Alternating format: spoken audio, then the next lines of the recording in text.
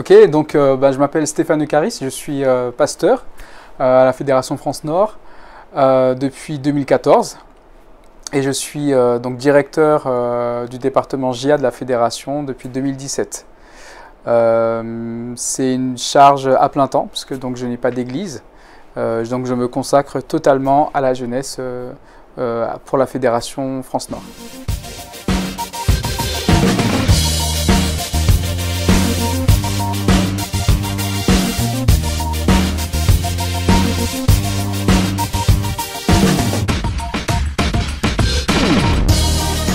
Alors la FFJAN, Fédération Française de la Jeunesse Adventiste Nord, c'est en fait le département JA pour la Fédération France Nord des Églises Adventistes. Et donc le profil de la FFJAN, on va dire que en quelques chiffres, c'est 64 antennes locales, environ 2500 membres. C'est une fédération plutôt dynamique qui va avoir la particularité d'avoir une grande partie de ses membres concentrés en Île-de-France. Donc la fédération, c'est entre la Loire et le Nord.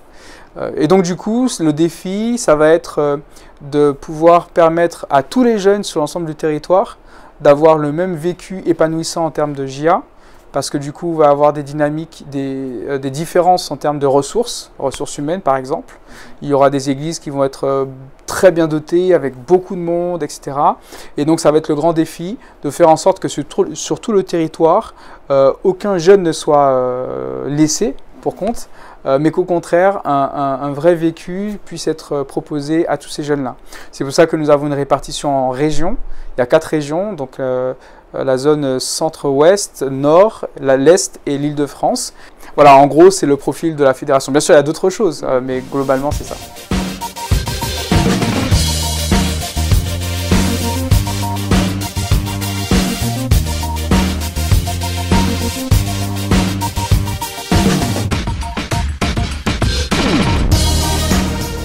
Alors, la RIFA, c'est un grand rendez-vous annuel qui nous permet de nous réunir, nous tous en tant que responsables, encadrants de jeunesse,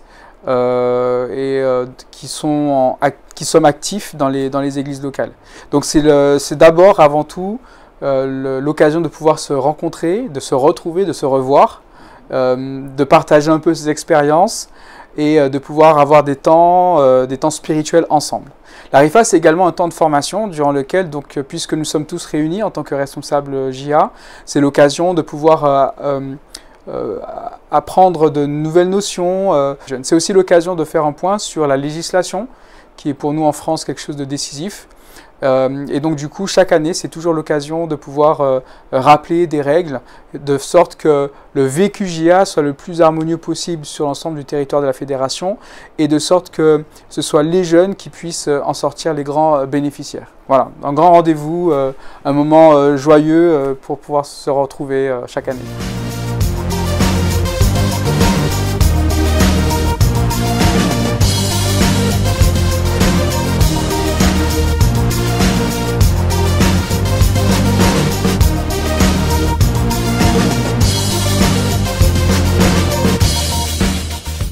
Par exemple, pour donner une idée, afin de répondre à la question, la RIFA que nous venons d'avoir s'est tenue en visioconférence parce qu'il y a aujourd'hui des restrictions sanitaires et des contraintes budgétaires qui ne nous ont pas permis de nous retrouver en physique. Et donc, il a fallu s'organiser, se réorganiser pour pouvoir quand même avoir ce temps-là. Et je pense que cette année sera à cette image, dans le sens où la particularité de cette année 2020-2021, c'est que c'est une année de fin de mandature, comme on dit. Donc, je suis directeur JA pour 4 ans, et donc mon mandat se termine en mai prochain. Donc c'est une année où il n'y aura pas forcément de nouveautés, il n'y aura pas de programmes ou de projets qui vont être lancés. Par contre, c'est une année où on va pouvoir un peu terminer le travail qui a été commencé durant les années précédentes, à savoir de faire en sorte que tous les animateurs face au bourgeon tison Explo puissent monter en compétences afin qu'ils puissent permettre aux jeunes de rencontrer Jésus, c'est ça l'objectif vraiment, et de faire en sorte que les jeunes, compagnons, ambassadeurs et aînés, puissent s'engager dans des dynamiques, dans des projets dans des activités au contact d'autres jeunes non-adventistes. Donc voilà, cette année va se focaliser sur la pérennisation de cette dynamique-là, de sorte que, quelles que soient les personnes qui seront en charge après l'Assemblée Générale de Vitel, que ce travail de fond puisse continuer et faire en sorte qu'à la fin, ce soit la jeunesse qui soit gagnante et que nous ayons de plus en plus de jeunes engagés dans les églises locales de service du Seigneur. Tout à fait. Donc, cette année, ce sera comme depuis un peu plus d'une dizaine d'années, le mois de mars, qui sera un mois durant lequel les églises sont appelées à donner la primauté dans leurs activités à la JA. Et donc, en général, ça s'organise de la manière suivante. Il y a en général 4 sabbats dans le mois de mars.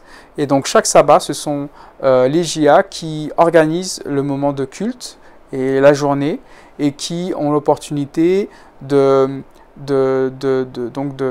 diriger ces temps d'adoration, ces temps d'échange, ces temps spirituels dans les églises locales.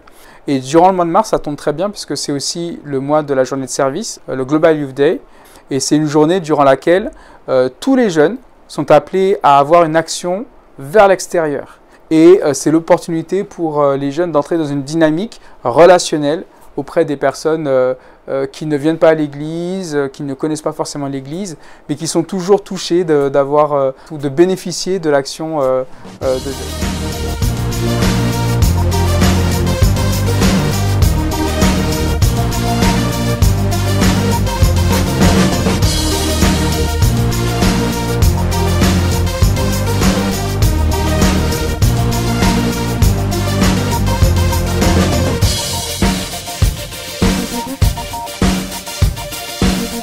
Bonjour, je m'appelle François Todesco, je suis pasteur au sein de la Fédération France Nord depuis maintenant 13 ans et adjoint au niveau de l'équipe JA depuis 7 ans.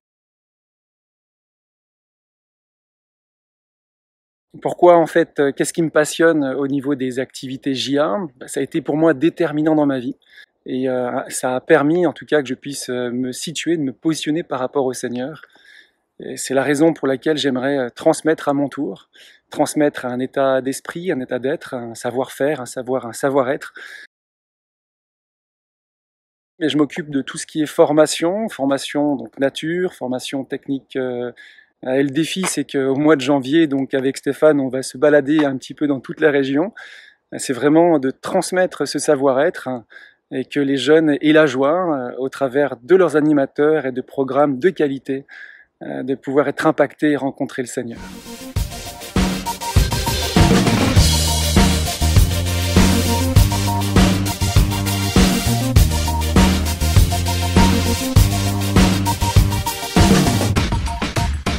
Tout d'abord, je souhaite tous vous remercier pour le travail que vous acceptez de faire. Je sais que même si les fédérations sont différentes, il y a toujours des points communs, des défis communs. Et je souhaite vraiment que vous puissiez toujours garder à l'esprit et tout au fond de votre cœur que l'œuvre que vous exercez auprès des jeunes, elle est particulière dans le sens où on ne voit pas forcément tout de suite les fruits. Par contre, ce qui est sûr, c'est que le travail, chaque minute, chaque heure que vous allez consacrer aux jeunes ne sera pas vaine.